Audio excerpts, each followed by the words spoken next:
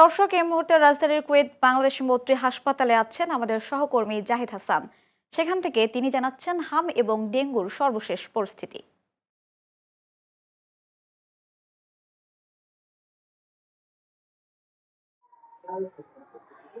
ধন্যবাদ লিমা। প্রতিদিনই বাড়ছে সারা দেশে হাম এবং ডেঙ্গু রোগের সংখ্যা। আমার পিছনে যে ওয়ার্ডটি দেখতে পাচ্ছেন, এই ওয়ার্ডটি হচ্ছে হাম এবং ডেঙ্গু রোগের একটি ওয়ার্ড। আমি এই মুহূর্তে অবস্থান করছি রাজধানীর কুয়েত মৈত্রী হসপিটালে। এই হসপিটালে এখন পর্যন্ত হামের রোগী ভর্তি আছেন 30 জন এবং ডেঙ্গু রোগী ভর্তি আছেন 14 জন। স্বাস্থ্য অধিদপ্তরের তথ্য অনুযায়ী সর্বশেষ 24 ঘন্টায় সারা দেশে 950 জনের শরীরে হামের উপসর্গ দেখা দেওয়ার তথ্য পাওয়া গেছে। 15 মাস থেকে এখন পর্যন্ত হামের উপসর্গ দেখা দেওয়া রোগীর সংখ্যা 1,22,150 জন এবং স্বাস্থ্য অধিদপ্তরের তথ্য জানিয়েছেন চলতি বছরের শুরু থেকে এখন পর্যন্ত দেশে ডেঙ্গু আক্রান্ত রোগীর সংখ্যা পৌঁছে 10,857 জনে দাঁড়িয়েছে।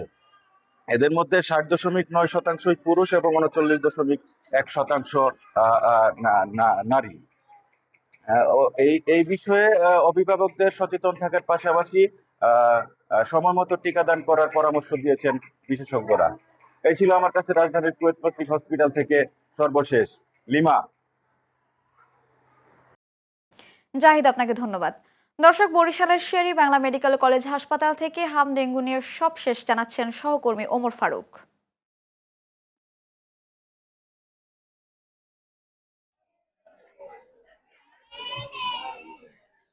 ধন্যবাদ লিমা। এই মুহূর্তে আমি অবস্থান করছি বরিশাল শেরেবাংলা মেডিকেল কলেজ হাসপাতালে হামের ওয়ার্ডে। আমার পিছনে দেখতে পাচ্ছেন হামে আক্রান্ত শিশুদেরকে চিকিৎসা দেওয়া হচ্ছে। রোগীর চাপ এতটাই বেশি, বেডের পাশাপাশি মেঝেতেও চিকিৎসা দিতে হচ্ছে।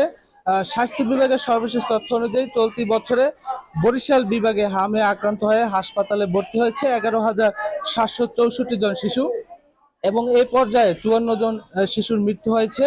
এর মধ্যে শুধুমাত্র এই হাসপাতালে চিকিৎসাধীন অবস্থায় 39 জন শিশুর মৃত্যু হয়েছে।